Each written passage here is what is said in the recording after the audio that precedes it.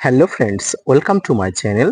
দেশ এবং দেশের বাইরে থেকে যারা আজকে আমার ভিডিওটি কন্টিনিউ করেছেন প্রত্যেককে gardener tips with Kamal YouTube চ্যানেলে স্বাগতম। ছাদ বাগানে আমরা সারি সারি বিভিন্ন জাতের ফল এবং ফুলের গাছ নিয়ে আসি এবং আমরা ছাদ বাগানে বিভিন্ন কন্টেনার অর্থাৎ পাত্রে রোপণ করি, পরিচর্যা করি এবং এখান থেকে বিভিন্নভাবে কিন্তু ফুল এবং ফল নিতে চাই। কিন্তু সবচেয়ে বেশি ভুল হয়ে যায় আমাদের ছাদ বাগানে টবকে পরিচর্যা করা, টবের গাছকে পরিচর্যা করা, অর্থাৎ এমন কিছু সেন্সিটিভ ভুল আমরা করে ফেলি যে ভুলগুলো করার জন্য ছাদ বাগানের টবের গাছগুলো মারা যায়। আর আজকে আমার ভিডিওর আলোচনার বিষয়বস্তু ছাদ বাগানের টবের গাছ মারা যাওয়ার অন্যতম গুরুত্বপূর্ণ কারণ যে বিষয়গুলো, সেই বিষয়গুলো কিভাবে আপনি দেখভাল করবেন, কিভাবে আপনি ছাদ বাগানের টবের গাছকে পরিচর্যা করবেন এবং আপনার কোনো রকম সিঙ্গেল ভুলের জন্য ছাদ বাগানের গাছগুলো যাতে মারা না যায় তার জন্য কিভাবে গাছগুলোকে দেখভাল করবেন, আসুন আজকের ভিডিও থেকে বিস্তারিত জেনে নিন।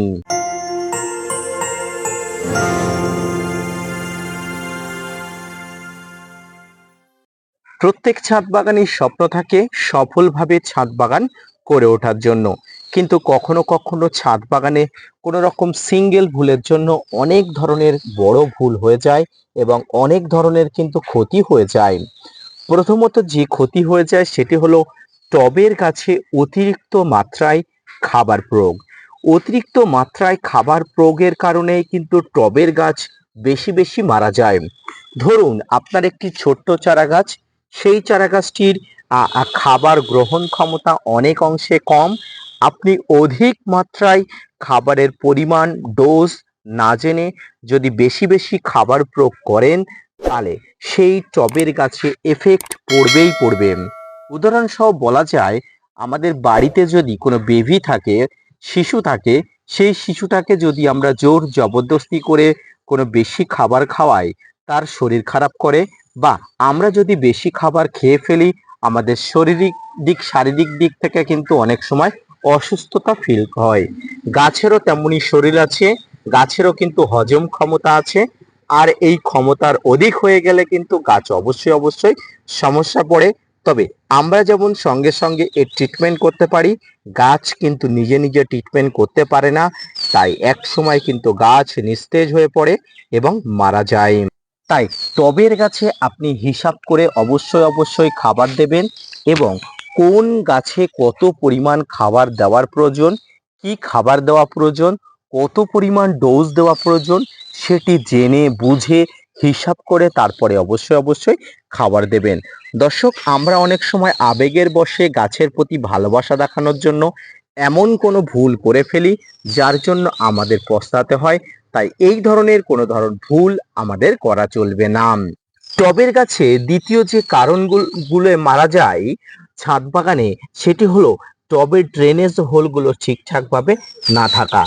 আমরা ছাদ বাগানে যে সমস্ত পাত্রে গাছ রোপণ করি, রিপোর্টিং করি, সেই সমস্ত পাত্রগুলোর ড্রেনেজ হোল অর্থাৎ জল নিষ্কাশন ব্যবস্থা ঠিকঠাকভাবে আছে কিনা সেটি না দেখেই কিন্তু আমরা গাছগুলোকে পরিচর্যা করি এবং এখান থেকে কিন্তু আমরা ফল বা ফুলের আশা করি। কিন্তু অবশ্যই জানা উচিত অতিরিক্ত জল যাতে ড্রেনেজ হোল দিয়ে বাইরে বেরিয়ে যায় সেই ব্যবস্থা আমাদের রাখা উচিত। সেই ব্যবস্থা রেখেই যদি গাছ রোপণ না করা হয় তাহলে অতিরিক্ত জল কিন্তু গাছের শিকড়ে কিন্তু এফেক্ট করবে, শিকড় পচনজনিত রোগ হবে, আর এই শিকড় পচনজনিত রোগের জন্য গাছ কিন্তু 100% মারা যাবে। তাই অবশ্যই অবশ্যই জল দেওয়ার সময় কিন্তু ড্রেনেজ হোল যাতে ঠিক আছে কিনা, ড্রেনেজ হোলটি জমাট বেঁধে ড্রেনেজ হোলের মুখটি বন্ধ হয়ে গেছে কিনা, বা জল দিলে ড্রেনেজ হোলের মুখটা লক হয়ে গেছে কিনা সেটি দেখার জন্য আপনি সপ্তাহে একবার করে অবশ্যই ভালো করে পরীক্ষা চালাবেন। এই পরীক্ষা যদি আপনি ঠিকঠাকভাবে না চালান তাহলে ছাদ বাগানে অতিরিক্ত বৃষ্টি যেদিন হবে তার পরের দিনেই দেখবেন আপনি আপনার ছাদ বাগানের গাছটি ধীরে ধীরে কিন্তু শুকিয়ে যাচ্ছে, ধীরে ধীরে ঝিমিয়ে পড়ছে। এর একটাই কারণ, অতিরিক্ত বৃষ্টি টবে ড্রেনেজ হোল লক হয়ে যাওয়ার কারণে গাছের শিকড়ে এফেক্ট হয়েছে। সেখান থেকে গাছকে কিন্তু বাঁচিয়ে আনা কিন্তু একদম অসম্ভব হয়ে পড়ে। কখনো কখনো আমাদের মাত্রা অতিরিক্ত কীটনাশক টবের মাটিতে প্রয়োগ বা গাছে প্রয়োগের জন্য কিন্তু অনেক সময় গাছের শরীরে এফেক্ট পড়ে। তাই অতিরিক্ত কীটনাশক বা ফাঙ্গিসাইড টবের মাটিতে কিন্তু কখনো প্রয়োগ করব না। দর্শক, এই মুহূর্তে আমাদের ছাদ বাগানে যত ধরনের গাছ থাকুক না কেন, অর্থাৎ যত প্রকার গাছ টবের মাটিতে থাকুক না কেন, প্রত্যেক প্রকার গাছে কিন্তু ভেবেচিন্তে কীটনাশক ফাঙ্গিসাইড প্রয়োগ করা উচিত। অতিরিক্ত প্রয়োগ বা মাত্রাজনিত কারণে কিন্তু টবের গাছ মারা যেতে পারে, শিকড়ে সমস্যা হতে পারে, গাছ ধারণ ক্ষমতা অর্থাৎ গাছের সাপোর্টিং ক্ষমতা অনেক কম হতে পারে। আর এই ক্ষমতা যদি আপনি না বুঝে গাছে প্রয়োগ করেছেন, তাহলে গাছকে অবশ্যই হারাতে হবে, এমন মানসিক প্রস্তুতি নিয়ে কিন্তু গাছে প্রয়োগ করবেন। প্রত্যেকটি ছাদ বাগানের উচিত গাছের ক্ষমতা অর্থাৎ কতটা পরিমাণ নিতে পারবে, ডোজ ক্ষমতা জেনে বুঝে তারপরে কিন্তু প্রয়োগ করবেন। টবের গাছ অতিরিক্ত মারা যায় অতিরিক্ত পরিমাণে রাসায়নিক সারের প্রয়োগ। এই অতিরিক্ত পরিমাণ রাসায়নিক সারের প্রয়োগ আমাদের কিন্তু কমাতে হবে। সবসময় জৈব সারের প্রতি ডিপেন্ডেন্ট হতে হবে, তবে একেবারে জৈব সারের প্রতি ডিপেন্ডেন্ট হতেই হবে এমন কোনো ব্যাপার নয়।